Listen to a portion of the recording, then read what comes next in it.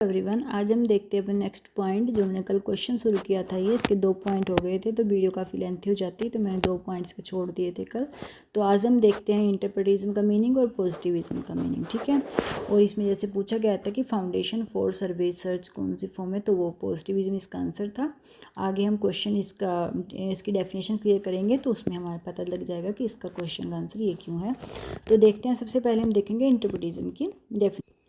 तो इंटरप्रेटिज्म क्या है? ये एक रिसर्च फिलोसफी है, ठीक है, that tries to understand why people think, feel and behave the way they do by studying their experience from their own point of view.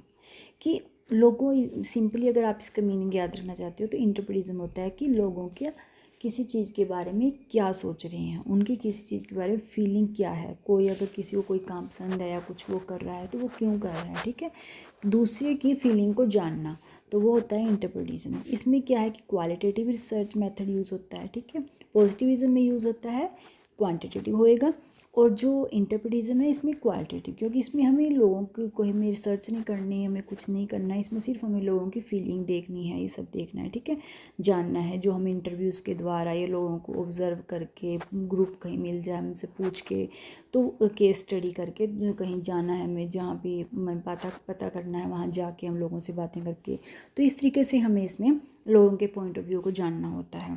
The research interact closely with participant, और इसमें काफ़ी closely participants के साथ वो research interact होते हैं, क्योंकि उनके फीलिंग को जानना है, ठीक है। इसी किस्म से बातें की जाती हैं ताकि वो अपनी फीलिंग को बता सके कि उन्हें कोई काम क्यों पसंद है और क्यों नहीं है, ठीक है, उनके ओपिनियन को जानना है।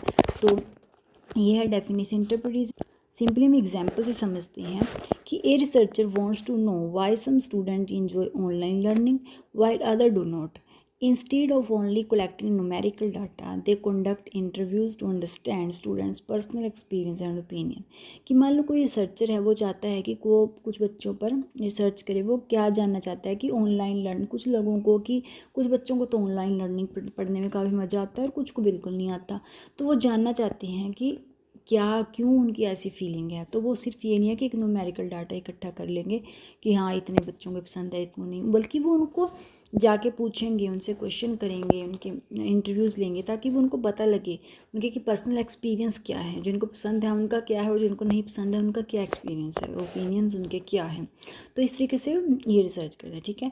इंटरप्रेटिज्म क्या है? एक रिसर्च फिलोसफी है, ठीक है, नॉट ए कॉन्सेप्ट। सिंपल कहीं जैसे ये है ना कि ये कोई कॉन्सेप्ट नहीं है कि हम कह देंगे इंटरप्रेटिज्म किसके द्वारा दिया गया है, कॉन्सेप्ट है, तो ये कोई कॉन्सेप्ट नहीं है जो किसी एक पर्सन के द्वारा दिया गया है। ये एक रिसर्च फिलोसफी है जिसमें अलग अलग स्कॉलर्स ने अपने अपने पॉइंट ऑफ व्यू दिए, ठीक है, अलग अलग जुड़ के एक धारणा बनी है। ये रिसर्च एक फिलोसफी है। इसके मेन कंट्रीब्यूशन कौन कौन है वो हम देखते हैं। इसमें जो इसके मेन कंट्रीब्यूशन है तो वो है मैक्स वेबर, विलियम डल और एल्फ्रेड स्कूल्स। तो ये 3 हैं इसके मेन कंट्रीब्यूटर। और अगर हम देखें कि कई बार जो मान भी लिया जाता है कि इंटरप्रेटिज्म को किसके साथ एसोसिएटेड किया जाता है, तो वो किया जाएगा मैक्स वेबर के साथ, ठीक है। और वो क्यों किया जाएगा? क्योंकि मैक्स वेबर ने क्या पॉइंट दिया था अपना कि इंट्रोड्यूस द आइडिया ऑफ अस्टेंड, यानी कि understanding which is the foundation of interpretism. जो मैक्स वेबर ने विचार जो इंट्रोड्यूस किया था अंडरस्टैंडिंग के आइडिया से। और अब जैसे हमने पढ़ा है कि जो इंटरप्रेटिज्म है वो फाउंडेशन ही उसकी क्या है? अंडरस्टैंडिंग, दूसरों को समझना, दूसरों की फीलिंग को समझना, ठीक है। और विलियम डीची ने इसमें क्या दिया था? Argue that human behaviour should be understanding through interpretation rather than only scientific explanation. और इन्होंने आर्ग्यू किया था इस बात पे कि जो ह्यूमन बिहेवियर है वो उनके इंटरप्रिटेशन के द्वारा ही समझना चाहिए, उनसे बातें करके, ना कि सिर्फ साइंटिफिक एक्सप्लेनेशन के साथ। और एल्फ्रेड स्कूल्स ने क्या कहा था कि expand interpretism by applying phenomenology to the social science, ठीक है, कि जो हमें इंटरप्रिटिज्म है वो अप्लाई करनी है phenomenology of the social science के। तो फिर इनमें अगर हम देखें तो जो हम इंटरप्रेटिज्म है जिसमें मेन बात होती है अंडरस्टैंडिंग की, और अंडरस्टैंडिंग ही इंटरप्रेटिज्म का फाउंडेशन है, इसीलिए इसको एसोसिएट किया जाता है। Interpretism is primary associated with Max Weber and is based on, किस पे बेस है कि understanding the subjective meaning and individual attach to their action.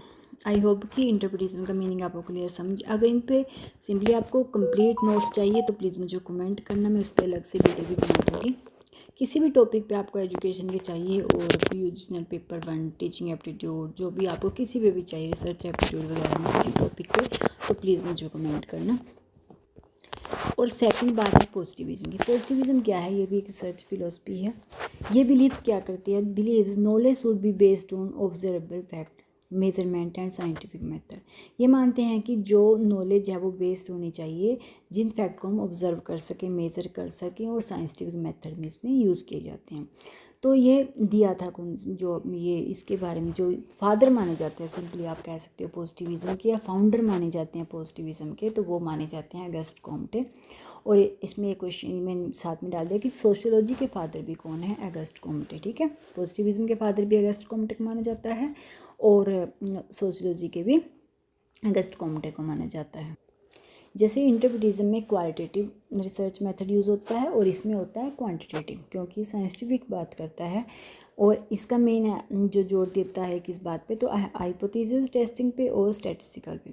Method ये यूज़ करते हैं इसमें सर्वे, एक्सपेरिमेंट, स्टैटिस्टिकल एनालिसिस। तो इसीलिए देखो पीछे जो बात हुई थी इनमें सर्वे की बात हुई थी, तो इसलिए इसका आंसर आया था पॉजिटिविज्म। ठीक है, इसका मेन फोकस है कि focus on objective facts on cause and effective relationship, देखना कि क्या कारण हुआ, उसका इफेक्ट क्या पड़ा, इन सबके बीच में रिलेशनशिप देखना, क्योंकि एक साइंटिफिक वे से रिसर्च करते हैं। आई होप कि इसका मीनिंग आपको क्लियर हो गया होगा। तो अगर मेरे नोट्स अच्छे लगे तो प्लीज़ लाइक किया करो, सब्सक्राइब किया करो, कमेंट जरूर किया करो। इसके आगे क्वेश्चन मैं नेक्स्ट वीडियो में डालूंगी, साथ में डालती तो ये लेंथी हो जाती वीडियो, तो मैंने वो क्वेश्चन कंप्लीट किया है। अगर आपको क्वेश्चन अलग से करने हैं तो मुझे वो भी बता दिया। अगर कॉन्सेप्ट अलग से क्लियर करना है तो मुझे सही लगता है कि क्वेश्चन भी आपके रिवीजन होते रहते हैं और साथ में जो भी उसके पॉइंट हैं, एक क्वेश्चन में अब आप इसमें लगा लो आपने एक क्वेश्चन किया लेकिन इसमें एक साथ आपके 4 कॉन्सेप्ट क्लियर हो गए, इसी साथ हमारी वो रिवीजन भी होती रहती है और मेरे क्वेश्चन भी पता लगता रहता है किस तरीके से क्वेश्चन पूछ सकती है यूजीसी। तो thank you for watching my video.